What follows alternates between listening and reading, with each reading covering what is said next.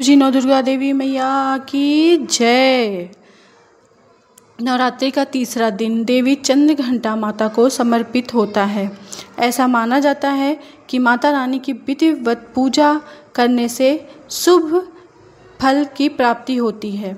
इसके साथ ही इस दिन इस माता की कथा पढ़ना भी बहुत ही अच्छा माना जाता है। नवरात्रि के तीसरे दिन माँ चंद्रघंटा की पूजा होती है। पौराणिक कथा के अनुसार जब महिषासुर नामक दैत्य ने देवताओं को आतंकित कर स्वर्ग पर अधिकार प्राप्त करने की कोशिश की थी, तब ब्रह्मा, विष्णु और महेश के क्रोध से उत्पन्न तेज से माँ चंद्रघंटा प्रकट हुई। देवताओं ने उन्हें अपने अस्त्र शस्त्र जैसे त्रिशूल, चक्र और घंटा प्रदान किए थे। इसके बाद माँ चंद्रघंटा ने महिषासुर का वध कर देवताओं को उनके आतंक से मुक्त कराया था। कथा अब जानते हैं कथा को विस्तार रूप से।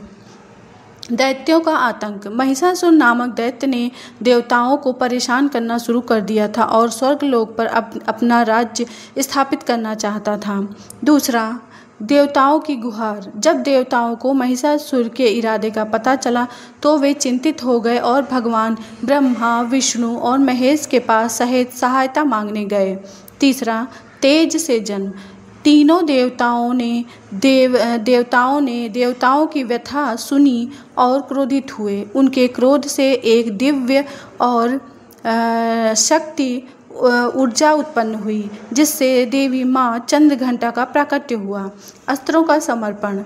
भगवान शिव ने अपना त्रिशूल, भगवान विष्णु ने अपना चक्र और स्वर्ग नरेश इंद्र ने उन्हें घंटा दिया था। इस कारण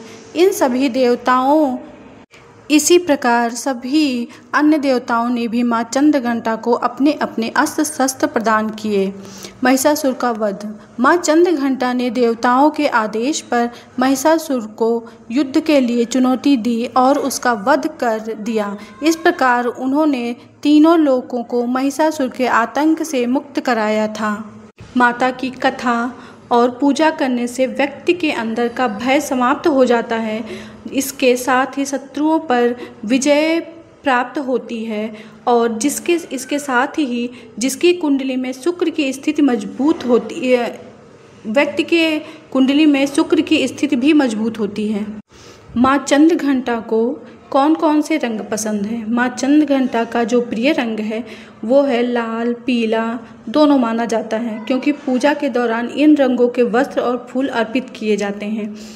लाल रंग माँ को बहुत प्रिय है, जो प्रेम और ऊर्जा का प्रतीक है। पीला रंग माँ को अत्यंत प्रिय है, इसलिए पीले फूल और पीले वस्त्र उन्हें जरूर अर्पित करने चाहिए।